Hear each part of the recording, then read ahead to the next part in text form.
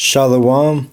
I want to give all praise and glory unto Yahweh, Ba'ashem, Yahushai, Ba'ashem, Ha'arakah Kodash. Double honors to the other apostles of Great Millstone for teaching us this truth. And I also want to acknowledge all the Akim who are out there pushing this truth with sincerity. All right, so this lesson is going to be called Multiple Wives, all right? And I'm going to show you through the scriptures that it's lawful to have multiple wives and concubines, okay, as an Israelite man. And not just an Israelite man, I shouldn't even say that, because even Esau had multiple wives, okay? There were many accounts in the Bible where men had multiple wives.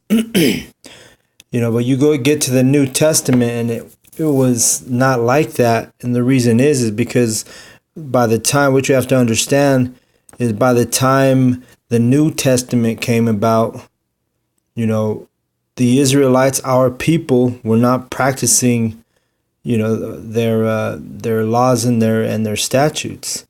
All right, because they were under the captivity of, Rome.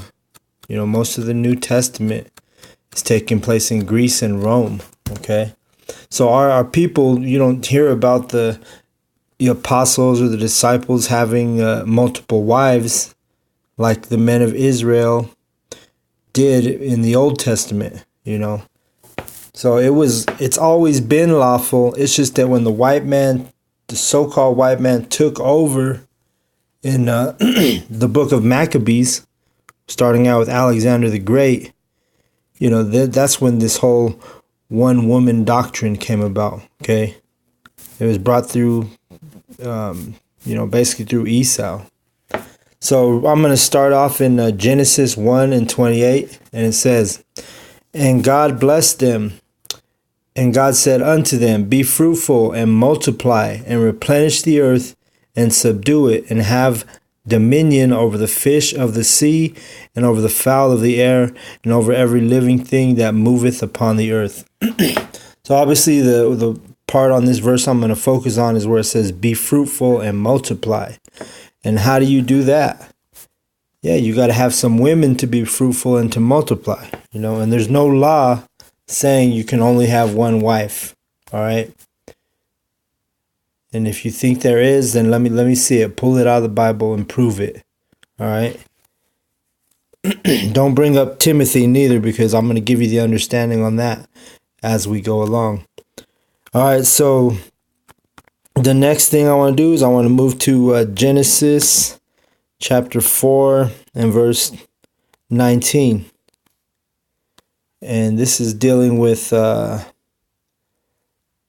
Lamech. All right.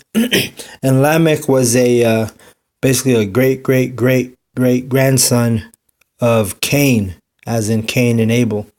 All right. And here's just the first thing we read shows you that, it's lawful to have more than one wife. Genesis 4:19, "And Lamech took unto him 2 wives. The name of one was Adah, and the name of the other Zillah." All right. So right there, even Lamech, who was a descendant of Cain, as in Cain and Abel, this guy had 2 wives. Okay. That's one account. And the next verse I want to go to is going to be in Genesis also. And we're going to 16 verse 1. This is dealing with Abraham, all right, the forefather Abraham, the patriarch. All right, it says, "Now Sarai's Abraham's wife bare him no children, and she had an handmaid, an Egyptian, whose name was Hagar.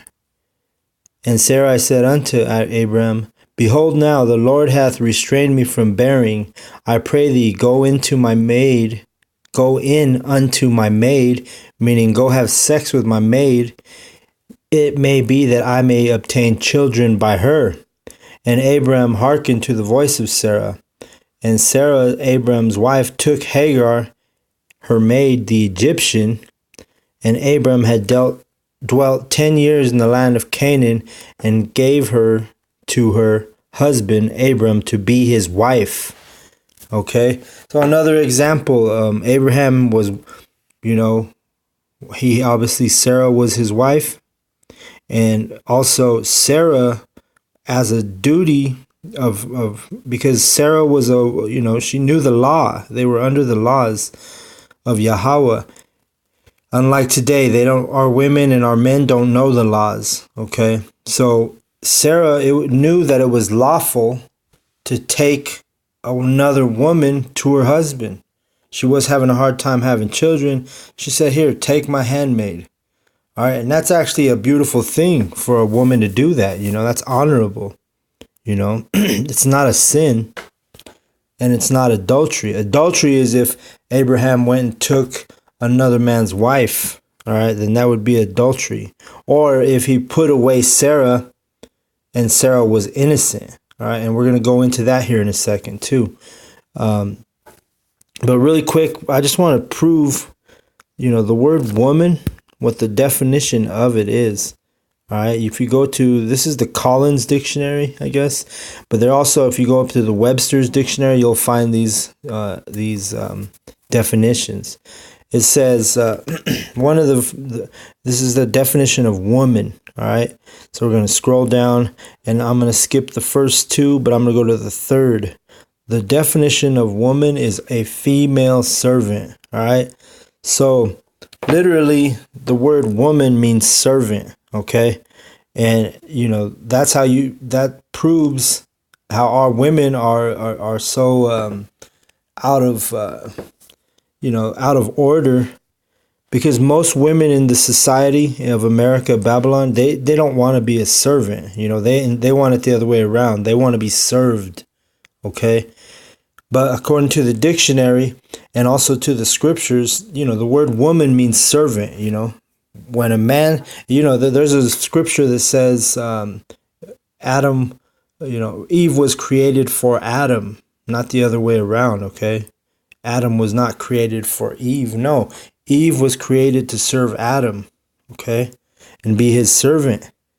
And same thing in today's society. If you have a woman and she wants to serve you, then hey, take her as a wife. There's nothing wrong with that.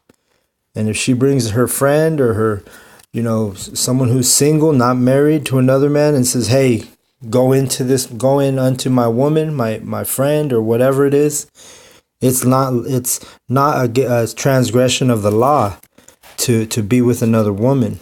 All right, but everybody thinks it is because they've been brought up in this society where it's been indoctrinated on you.